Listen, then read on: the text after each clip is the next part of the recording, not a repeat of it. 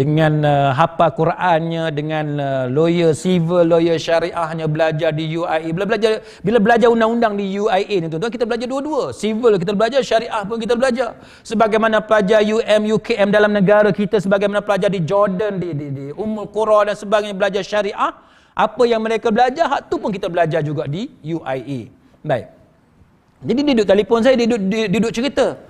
Kawan saya ni dia biasa menyampaikan kuliah agama dalam radio Pulau Pinang. Orang macam saya ni jarang-jarang sekali lah. Pasal label kat dahi tu ada. Label kat dia ada dua color tu masalah. Kalau satu color tak apa. Ni dua color ni, dua darjat ni payah. Darjat pertama pun dah tak lepas dah. Darjat kedua lagi tak lepas. Kawan saya ni tak ada color kat dahi dia. Bila tak ada color, dia senang sikit masuk radio. Dia pun telefon kat saya, duduk cerita, duduk sembang lah. Kami sama-sama lawyer, duduk cerita. Dia kata dia pening kepala, dia kata, dengan masyarakat kita ni. Dia kata dia sebagai seorang yang mengajar agama, dia kata kita nak tengok pengislahan dalam masyarakat kan. Mana kita nak tengok masyarakat kita ni daripada satu zaman ke satu zaman, daripada satu masa ke satu masa, amalan tu lebih baik, lebih baik, lebih baik. Itu naluri mana-mana guru agama pun. Mana-mana pendakwah, da'i pun memang macam tu. Dan tuan-tuan pun yang duk berjuang selama ni untuk bawa masyarakat kepada sunnah Nabi sallallahu alaihi wasallam, macam tu juga kita duk berjuang ni pasal apa? Sebab kita nak bawa masyarakat supaya lebih hampir kepada sunnah Nabi sallallahu alaihi wasallam, walaupun mungkin payah untuk kita bawa 100%. Kan 100% payahlah kot. Tapi paling kurang jangan duk jauh sangat lah kan. Kita nak tarik bagi dekat sikit, bagi dekat sikit, bagi dekat sikit. Dia pun cerita kat saya tuan-tuan sekalian, dia kata bahawa untuk membolehkan dia nak bawa masyarakat ni, nak memperkenalkan masyarakat kepada sunnah, dia bawalah kitab Al-Azkar Imam Nawawi ni yang kita duk cerita ni. Nak tanya tuan-tuan, kitab Al-Azkar Imam Nawawi ni salah ke dalam masyarakat kita? Salah ke? Tak salah. Apa salahnya kitab Al-Azkar Imam Nawawi kan? Mana-mana masjid, mana-mana surau ada tak mengharamkan karya Imam Nawawi? Ada tak? Tak ada. Pejabat agama dalam mana-mana negeri dalam Malaysia ada tak mengharamkan tulisan Imam Nawawi? Tak ada. Kan? Imam Nawawi lah kita duduk mengaji kan? Ada 40-nya Riyadhus Salihin apa semua tak? Termasuk Al-Azkar Imam Nawawi. Jadi kawan saya ni dia bagi dia cantik lah kalau dia ambil Al-Azkar Imam Nawawi, bawa pergi kat konti radio tu, bercakap berdasarkan kepada apa yang disusun oleh Imam Nawawi dalam Al-Azkar kan. Tuan-tuan nak tahu dia cerita apa? Dia kata masalah, dia kata. Sebab apa masalah? Sebab dalam Al-Azkar Imam Nawawi ada doa-doa, ada wirid, ada bacaan yang mana tak biasa didengar oleh masyarakat kita. Masyarakat kita tak biasa dengar. Bila masyarakat kita tak biasa dengar, kena cap kat dahi. Itu masalah dia. Nak buat macam mana tuan-tuan? Nak buat macam mana lagi? Tunjuklah ni Al-Azkar Imam Nawawi dah. Dia tak kira Al-Azkar Imam Nawawi, dia kata engkau bawa hak lain, cap kat dahi tu. Setakat cap dekat dahi tu tak apa lagi. Nah, okeylah juga. Itu benda biasa dah. Mana-mana ustaz, da'i pun biasa dah kena benda-benda macam tu. Yang satu lagi tak syoknya dia kata, ustaz ni bukannya betul-betul ustaz ni lawyer dia kata. Bila lawyer tak pandai bab agama dia kata. Dia kata lagu tu pula. Masalah tuan-tuan. Ni tuan-tuan pun teruk ni mengaji dengan lawyer malam ni. Berat tuan. Saya kata dekat kawan saya tadi, saya kata Syekh, masyarakat kita ni lah kata.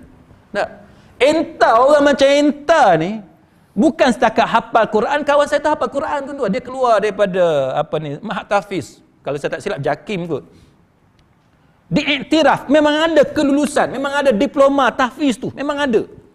Kan? Mana orang hafal Quran? Satu, hafal Quran. Yang keduanya memang grade daripada UIA. Diiktiraf sebagai orang yang berkelayakan, ada kelulusan agama tuan-tuan. Orang yang ada kelulusan agama. Bila ada kelulusan agama nak petikai apa lagi? Dia kata, entah lawyer, entah bukan ustaz. Dia kata lagu tu, tuan-tuan. Oh, berat ni. Macam saya duk kena.